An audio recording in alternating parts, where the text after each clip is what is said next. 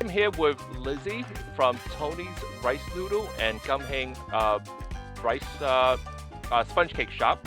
And we're doing this episode because I wanted to highlight their business to get them more customers because due to the coronavirus, it's been devastating a lot of businesses in Chinatown. So this is a project that I'm taking to actually help to get local businesses to come in to their places. So Lizzie, where are you guys from? I'm actually born and raised in New York City, Manhattan. So I've lived Okay, in Chinatown all my life. so have I. So how long have you guys been in business? We've been in business for over 30 years at Kam Hing, and Okay, we're actually in business in Tony's Rice Roll for over a year now. We opened the store up in October 2019. okay. Um, so what had you guys? I mean, start the business. How did you guys come up with the idea? Which business, Kam Hing or Tony's? Let's do campaign first. Okay. Kam Hing was started by our grandfather, so it was passed down. Okay, And we actually, when our generation took over, we actually started making new flavors. So we started making it uh, more varieties for other people. Like okay. in one family, there's like 8 people. You can't just keep giving them original spin. So we started making new flavors like green tea, chocolate, coconut, ube, pandan, and stuff like that. So that's how we've extended Kam Hing to what it is now. Okay. And And then what is the favorite? my favorite. Now, what is the favorite that mostly everyone buys? Usually we buy the original because everybody's so used to eating the originals from a long time ago. Because we just started the flavors about 7, 8 years now. Okay, Yeah. So the flavors are, I guess you can say they're new. You know.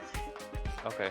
Like if you had to choose an order, what after the original, what other flavors would sells the most? Well, right now the green tea is our longest flavor, and it was actually our first flavor that we started. So the green tea is number one right now. Then I guess Okay, it's chocolate chip and coconut. okay. We actually just started new flavors last month. We came out with like 7 of them right now. Oh So the wow. newest ones, yeah, the newest ones is like pandan, ube, mochaccino, lychee rose, Thai tea, honeydew. We're coming out with a milk tea version now, so it's a lot in progress going on for Wow. new flavors. Um, what about Tony's Rice Noodle? Tony's Rice Noodle, we actually just wanted uh, we actually opened Tony's Rice Noodle because of my daughter. I like the fact that when we was going to school at one Okay, point, me and her would always sit down and have a rice roll, okay, walking to school. So for me, it's a memory that I have with her, and that's the reason why we sell rice rolls. And we're trying to make it much more varieties. Just like how I said with the 8 people in the family, everybody likes something different.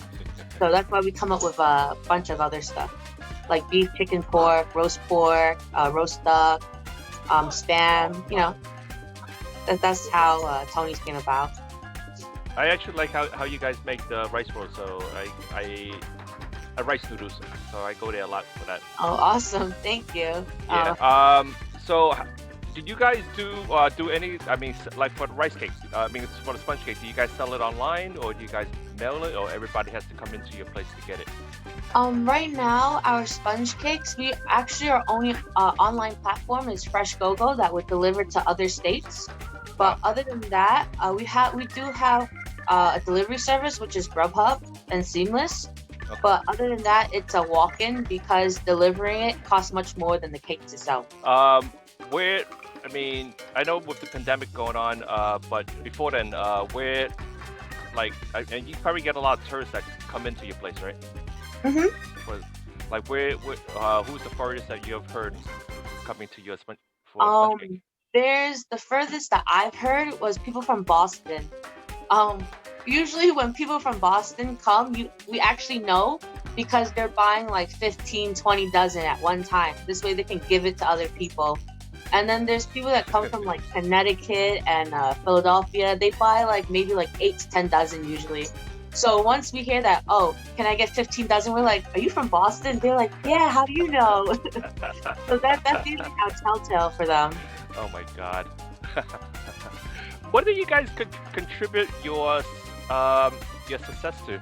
I mean, I mean, I know you guys been around for like 30 years or so, but you guys like very successful. I mean, what had you become that? Honestly, we just wanted to help out the community. We wanted to give people the chance to have memories because that's what we have. So basically, I have a memory of when I was younger, my grandpa used to give me the sponge cake. And then my dad used to give me sponge cakes as a kid. And for me, now that I have my own kids, I can give them their sponge cake. So that's how we want other people to see it. You know, we want them to have when they grow up, we want them to remember that, oh, my grandpa used to buy me this, or my grandma used to buy me this, or I remember having these at family dinners. You know, that type of memory we wanted to give out to a lot of people. What do you, I don't know if this is true or not, but I heard that you guys make your sponge cake a little differently than other people make sponge cake. It's more it has a lot. It's not like fluffier. It's not like huge. It's just like more weighted. I don't know. That's how I feel every time I have one of your sponge cakes. What do you mean by weighted? Because our cakes are usually considered fluffy. I mean, it's fluffy. I mean, but you know, like how some sponge cake are like really light, but yours is like when you eat it, it just takes filling, and it's just very good. I just like it. I You guys don't make I it don't know. any special way or No, they're just really considered angel cakes. You know, okay? I guess it's the love and care that we put in the sponge cake. That's why it tastes so good. Ah. Okay. How do you guys advertise your business? Right now we're advertising in the newspaper, Okay. and then basically we have Tony's Rice Roll, which is also helping with the advertisements. Okay. And then right now we're in actually a lunar food crawl with Send Chinatown Love, which is a nonprofit organization that helps a lot of Chinatown in Queens, Brooklyn, and Manhattan. And then we are also on a directory for Welcome to Chinatown, which is another nonprofit organization that has actually contributed a lot during the pandemic to a lot of Chinatown businesses. Wow. Okay. How has the pandemic affected your business?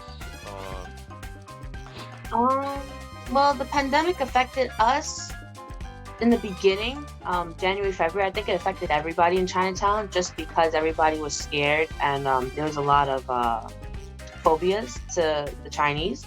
Yeah. So we lost a lot of tourists at that time. And then I guess people from China, they hear from their families that, oh, it's like really serious there. So I guess a lot of them in Chinatown got scared. So a lot of them closed their businesses. And then for us, it affected us because our workers, you know, they have family in China. So they had, you know, they were told that this virus was very serious. So a lot of them got scared and they kind of just quit on us. So we lost about 2/3 of our staff at that time. Oh wow. So it was a little hectic for us. And then school closed, and then I have my 3 kids. So it was a really hard situation in the beginning of during the pandemic. But it actually picked up for us because we were like, there was only 5 businesses in Chinatown open at that time. So we actually had a lot of our community regulars come support us. So it helped us keep our business open. How have you guys changed how you operate? Right now it's really an all family type business now. My mom and my sister and my dad, they work at the Kam Hing on the weekends, and then my dad opens the store on the weekdays. And then me and my husband, we actually work here with our family friend. And we've actually done everything in-house now. We don't rely on outsourcing anymore. So pretty much everything is here. It actually helped us, the pandemic. It helped us not rely on other people and to make everything in-house. So I guess it was one good thing, you know, aside from all the bad.